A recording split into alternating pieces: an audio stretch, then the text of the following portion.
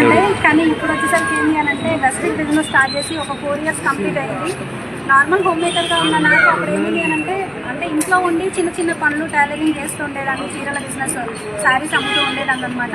కానీ వెస్టేజ్లోకి వచ్చిన తర్వాత స్టార్టింగ్లో లైఫ్ ఎక్కడి నుంచి ఎక్కడికి టర్న్ అయిందంటే, స్టార్టింగ్ పార్ట్ టైమ్గా చేసిన, కానీ ఇప్పుడు వచ్చేసరికి ఫుల్ టైమ్గానే చేస్తున్నాను లాస్ట్ 2 years నుంచి.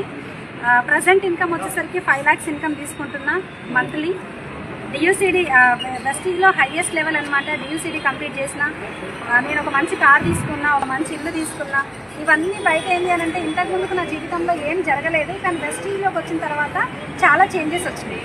కానీ ఇప్పుడు నేను కార్ తీసుకోవడం కాదు, ఆల్మోస్ట్ మన ఆర్గనైజేషన్లో మన టీంలో ఏంటి అని అంటే 29 కార్స్ రావడం జరిగిందనమాట.